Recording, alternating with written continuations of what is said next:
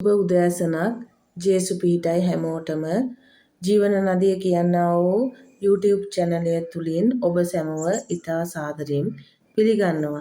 ඉතින් අද දවසේ අපි දේව වචනය බලන්න යනවා. උන්වහන්සේගේ වචනය තුල අපි දවසින් දවස ඔබට වචනයක් බෙදා ගන්න යනවා. ඉතින් හැමදාම වගේම අද සෙනසුරාදා දවස අපි බලමු උන්වහන්සේ අපිට මොනවද කතා කරන්න කියලා. මම අද දවසේ තෝරගත්තා මතෙව් සුභාරංචියේ 7 වෙනි පරිච්ඡේදයේ 12 වෙනි පදය. රන් අන මාතෘකාව එබැවින් මිනිසයන් විසින් නුඹලාට යමක් කරනවාට නුඹලා කැමැතිද? නුඹලාත් එසේම ඔවුන්ට කරපල්ලා. ව්‍යවස්ථාවත් අනාගත වාක්‍යයත් මේය. ඔව් එතකොට අපි දන්නවා මිනිසෙක් විසින් අපිට මොනවද කරනවට අපි කැමති. එතකොට අපිට මිනිස්සු ආදරය කරනකොට අපේ හොඳ කියනවට අපිට උදව් කරනවට අපි කැමති. ඉතින් ඒ වගේම තමයි අපිත් අනිත් අයට සලකන්න ඕන. අනිත් අයට කොහොමද අපි අනිත් අය සමග ගනුදෙනු කරන්න ඕන.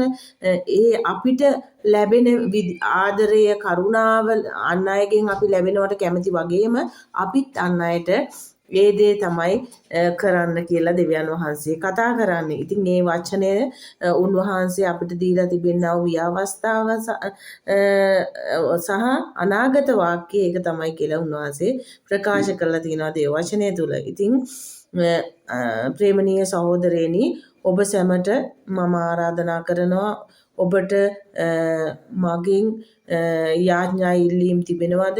යම් ප්‍රශ්න ගැටලු වලට තමන්ගේ පෞල් ප්‍රශ්න හෝ වේවා, ලෙඩ රෝග වේවා, කියා ගන්න බැරුව තිබෙනව ප්‍රශ්න කරදර පීඩා අන් අය සමග බෙදා ගන්න බැරුව තිබෙන දේවල් වෙන්න පුළුවන්. ඉතින් මම මගේ මොබයිල් නම්බරය දාලා තිබෙනවා මේ channel එක තුල.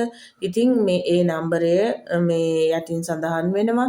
ඒ නම්බරයට මට කතා කරලා ඔබගේ යාඥා ඉල්ලීම් කරන්න පුළුවන්.